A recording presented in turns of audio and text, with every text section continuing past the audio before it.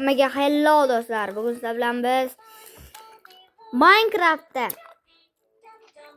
qanday qilib skinni o'zgartirish, ya'ni skin olish zo'rroq va nomini o'zgartirishni o'rgataman. Ketdik. Play Market ilovasiga kiramiz. Mana bu ilovani mana do'stlar.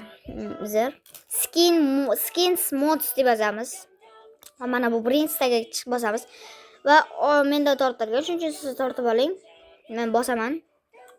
Reklama bo'ladi.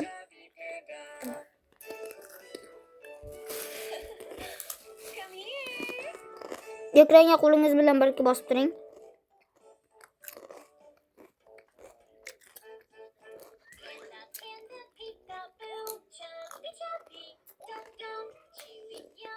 Videoni o'tkazmasdan ko'rsangiz yaxshiroq tushunasiz deb o'ylayman. Videoga like bosib, buni qo'shishingizdan chiqmasin. Biz yilning oxirigacha mingta bo'lmoqchimiz. Va bu yerdan sal o'tkazib skinsga bosamiz. Agar xohlagan skiningiz, masalan, qizlar bo'lsa qiz bola, monster bo'lsa monster, xohlasanglar hacker bo'lsa bo'ladi, bu bo'lsa bo'ladi.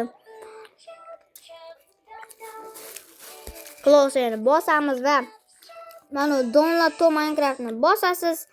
Reklamaga o'tkazsa ham mumkin, o'tkazmasligi ham mumkin. Va install to Minecraftni bossangiz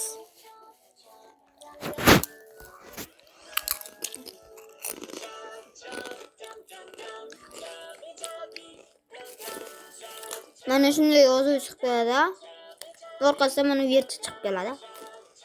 Va mana guard beri, mana skinni pastga oqim bosamiz. Tutamiz. Ha, mana bu yerdan o'chirib yangi skinni bosamiz va buni klassik skinni bosamiz.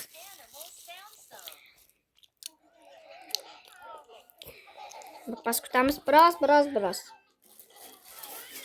Va pastroqqa tushamiz. Pastroqqa. Mana bu chiqadi. Nadeti degan tugmani bossak, bu bizga bu skin bizniki bo'ladi. Mini Storm qaynama o'zgartirgansiz desangiz, nastroykaga kiramiz. Nastroyki. Pastroqqa tushamiz.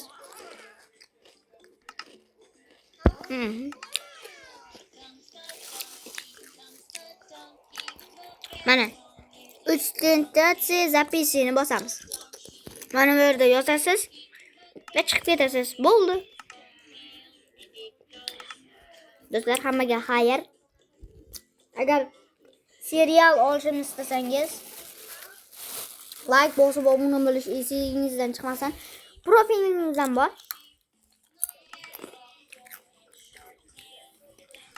Galeriyani bosamiz. Xo'sh, skinni bosamiz. Bil. Bo'li shekilli, yo bo'lmabdi. Profildagi o'zgartirishni o'rgatib o'taman, bu qiyin. Hammaga xayr.